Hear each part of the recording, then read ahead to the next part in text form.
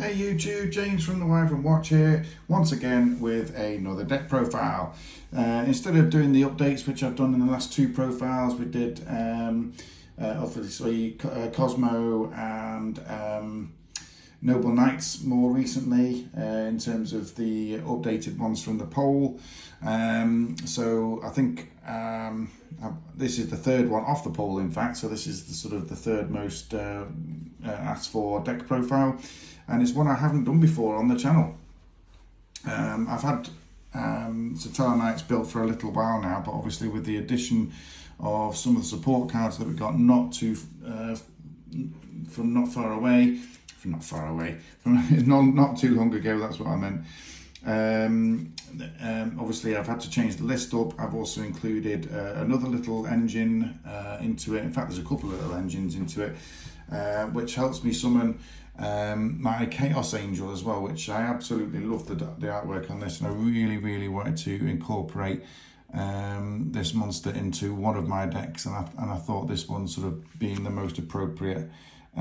So we've made a few changes to the list.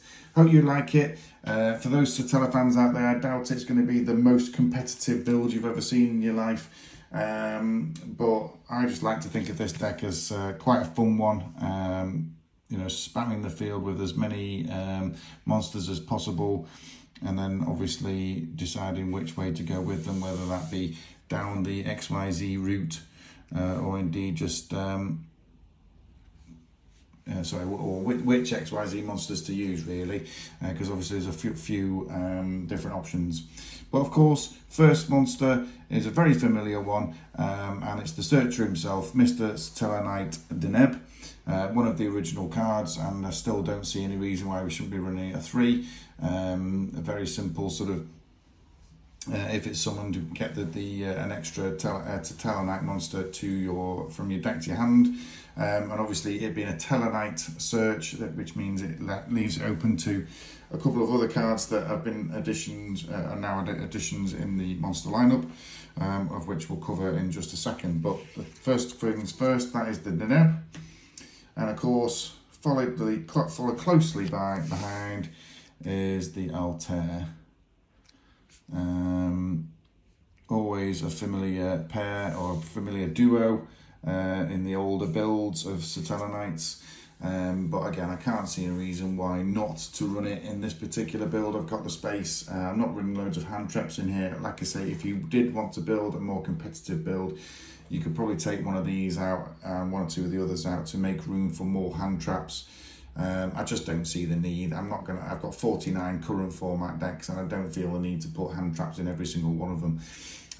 So this is Altair, you know that guy. We don't need to run through his effects. One of the new ones though, and one of my favourites in terms of artwork, is Tellarknight Liren. The first female Tellarknight is, as far as I know, I can't think of any other female ones. Maybe I'll regret that when I get to the extra deck. But this is Tellarknight Liren. Now this is a great addition to the deck. We'll go through this one. So this card's always treated as a Constellar card as well, which is really important because that allows us to use a smaller Constellar engine as well as the Tellarknight engine, and all of a sudden the sort of two archetypes are sort of blending into one, which I really like the idea of as well. I don't have a separate Constellar deck list, but there are some Constellar cards in this build. So if a Tellarknight or Constellar monster is normal summoned to your field except a Tellarknight Liren, and except during the damage step, you can special summon this card from your hand. And if this card is summoned, you can add one Tellarknight spell from deck to hand, which pretty much leaves you open to the whole deck, because obviously you know they'll be able to search pretty much anything from there. But it's obviously if a Tellarknight or Constellar monster is normal summoned, which, you know, given that the first two monsters that I've just shown you will both qualify and they're both great normal summons, we should hopefully, if we have one of those in our hand, be able to summon that, and we're off. The second monster, which is brand new to the lineup, I'm running at 2. So this is Altairan. Again, a great looking addition. This one is also treated as a Constellar card. And if this card is summoned, you can target cards on the field up to the number of light and dark XYZ monsters you control, destroy them, sorry. Target up to the cards on the field up to the number of light and dark monsters you control and destroy them. And if a Tellarknight or Constellar monster is special summoned to your field, except Tellarknight Altair and except during the damage step, you can special summon this card from your graveyard.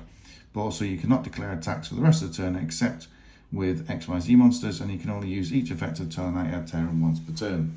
So if one or two little drawbacks there, but I mean obviously majority of the extra deck is XYZ anyway, so it shouldn't hold us back too much. But again, special summoning yourself from the graveyard is always good, but then that's why we're running at 2 and not a 3.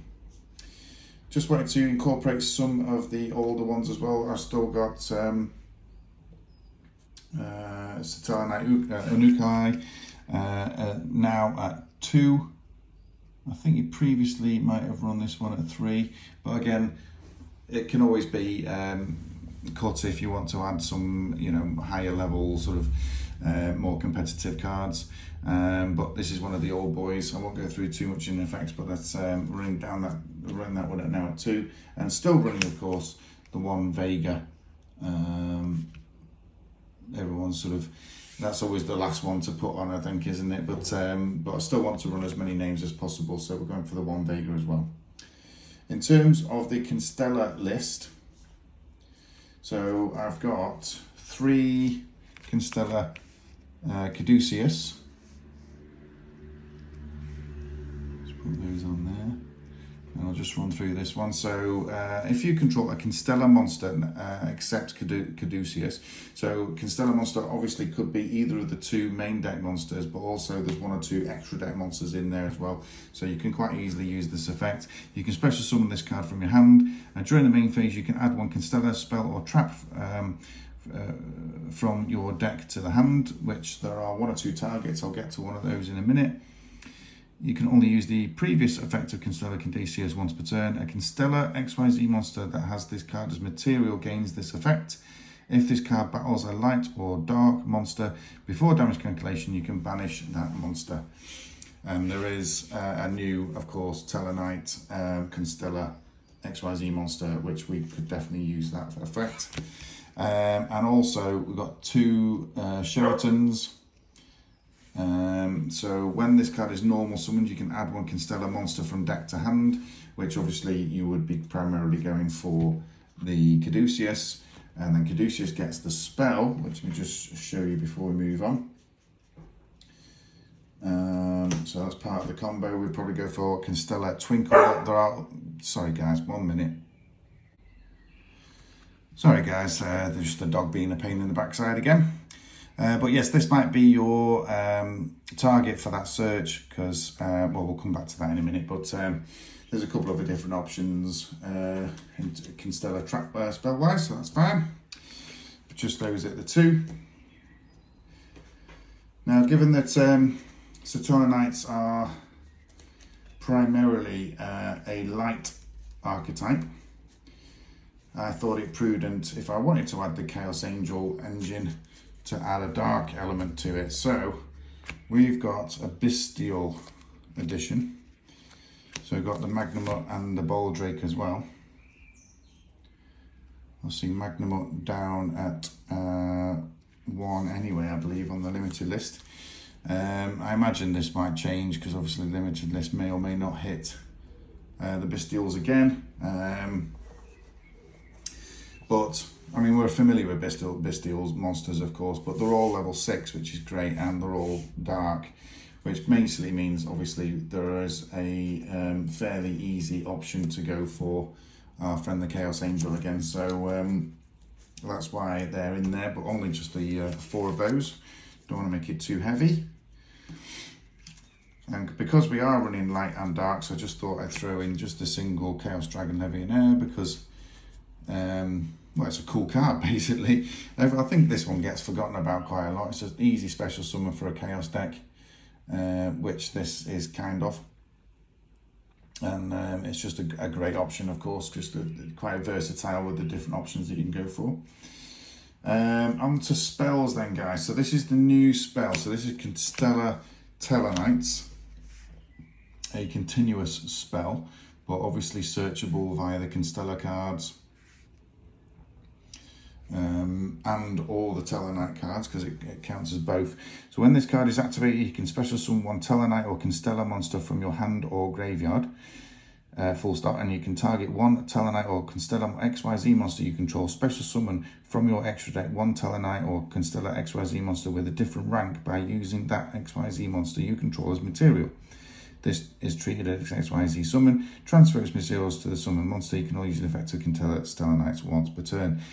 So it's obviously a great searcher anyway, but then a rank up option as well, which is ideal for the deck. We're in a couple of the old ones, so we've got Tellarknight Skybridge. This was always a big card back in the day, but I can't, again, with it being a quick play spell, I can't see any reason why you wouldn't run the two of them. It's still very, very useful, and you know, again, just adds to the archetype and making sure we're playing every name of it. Now these two, Tellarknight Genesis, this isn't a popular option, but I like it, I have to say. Especially when we're playing casual, it can be quite devastating if you get it all right.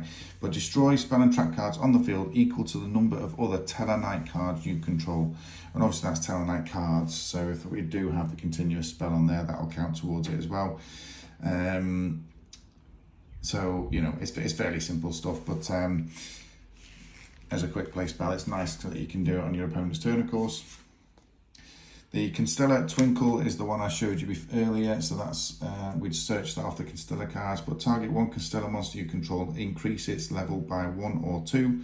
If this card is in your graveyard, you can banish one Constellar monster from your graveyard and add this card back to your hand. You probably wouldn't need to do that, in fairness, because the chances are you're only going to run that once. But the Sheraton, of course, is a level 3, not a level 4. So if Sheraton's then search Caduceus, you've got them both on the field because of its own special summon effect. Then you go for Twinkle, up its level by 1 to 4, and of course you're immediately into a rank 4 option, and that's why it's there. And last of the one-offs, we've got Monster Reborn, Called by the Grave, and Reinforcement of the Army. Obviously all fairly self-explanatory. These three are pretty much a staple option for me in most of my decks. Might vary a little bit, but on the whole, they're pretty much always there. And then onto traps, there's only 3 of, which of course is the old school Satella Nova Alpha. Again, absolute mega artwork on this. I really like all the Satella stuff, actually. I think most, you know, the artwork's just amazing, which is sort of what drew me to it initially. But the fact that they're all actual warriors as well is always a nice thing as well, because obviously I like a warrior deck. Warriors and spellcasters for me all day long. But yes, Tellarknight Nova, Stellar Nova, that's what sometimes a bit of a mouthful, but Stellar Nova Alpha, yeah. Obviously your spell trap and monster effect negation. Fairly simple stuff again, counter trap. And then the last trap I'm running are 2 Solemn Judgments. Just for those really serious moments when you think, oh, I can't let that happen. Say no to that. Thank you very much. So that's the main deck, guys, so thank you. But moving on to the extra deck. Now, obviously, for any Tellarknight deck, the extra deck is extremely important. So we'll run through one by one. I've got some really nice rarity vehicles, cards in here as well. So we'll start with the rank 4 options. We'll start going through them anyway and see how many we can squeeze on. So Tellarknight, Ptolemaeus, obviously just at the 1, but that is the ultimate rare from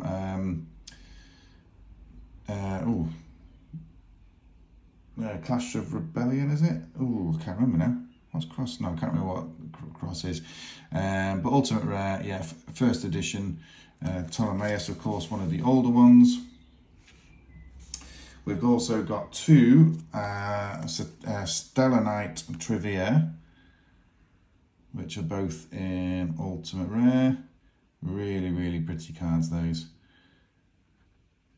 The thing with these guys is I will keep them for a long time. So, you know, I'm not going to be sort of buying and selling them. I'm hoping that they'll hold value. If not, they'll go up in value, hopefully, fingers crossed. So I don't mind spending a little bit of money on rarity if I don't think I'm not going to lose any money on them. Now, this is the newer one, of course. So this is Tellarknight Constellar Caduceus. So obviously counted as a Tellarknight and a Constellar card. If this card is XYZ summoned, you can target one Tellarknight and or Constellar card in your graveyard and add them to your hand. And you can banish one Tellarknight or Constellar monster from your hand or deck and detach one material from this card. This effect becomes the banished monster's effect that activates when it is normal summoned, which basically means you get the effects of any of the Tellarknight monsters and or Constellar monsters, in fairness, because obviously we do have those as well. And it's just an absolute cracking XYZ monster, that, and ideal for the deck, and of course we're running it at 2. The last of the rank 4s, sorry, a couple of more rank 4s, so we've got Dark Tellarknight Bartholomeus, which is slightly older, Invasion of Chaos, Invasion of Vengeance, I can't remember now, I can't remember what the sets are called, but Dark Tellarknight Bartholomeus, always in there in some respect, and then Stellar Knight Deltros, this one's in the Ghost Rare form, of course. Again, really, really pretty card. And last but not least for the rank 4s is number 101 Silent Anorak, which again I've managed to pick up in the Ghost Rare. So that's it for rank 4s, but obviously there are a fair amount of them. I won't run through all the effects, otherwise the video will be far too long, but most of them are relatively old anyway, so you'll probably know what they are. Okay, so a couple of rank 5s and a 6, so we've also got Tellarknight Constellar Diamond, which is sort of the option around the hand loop combo, which I don't know off the top of my head. I'd have to do a bit of research on that one, but it's not something that comes up an awful lot. But again, we've got it in the Ultimate Rare. We've got Constellar Pallades, so this is specifically a Constellar card this time rather than the Tellarknight monsters. And last of the sort of ranked 5s and 6s, or 7s in this case, is another Constellar monster, Ptolemy M7, which you're probably fairly familiar with. That's a bit of a more common one. And then 4 more, so just little sort of XYZ support. Of course, we're running a Divine Arsenal AA Zeus. We've got an F0 Utopic Future and an F0 Utopic Draco Future, which is a fantastic looking card. This is in the Collector's Rare. And I love the matte finish on the black, when you can just about make it out there. Really like the look of that card, so that's in there as well. And of course you've already seen him, the Chaos Angel himself, just supporting the deck alongside. Guys, that's it for the deck profile. I really enjoyed putting this one together, I have to say. I think it's the extra that makes this one really, and obviously trying to collect all the Ultimate Rares in really nice condition is quite difficult. But if you do it when the archetype is not popular, then it can be a lot cheaper for you. And obviously, if it becomes more popular, then the value goes up, doesn't it? So I always like, it's not an investment by any stretch of the imagination, but I like to think that I won't lose money if I do end up having to sell these cards later on. Guys, let me know in the comments what you think. Let me, if you're one of these Tellarknight faithfuls, please tell me where I've gone wrong. Please tell me what I might be able to add, if just to add a little bit of symmetry, so shall we say. But yeah, keep subscribing, keep making the comments. Like I say, I really do appreciate the comments, and I'll always come back to you. Other than that, I'll leave you to it, and for the next deck profile, we'll see you then. Cheers, bye.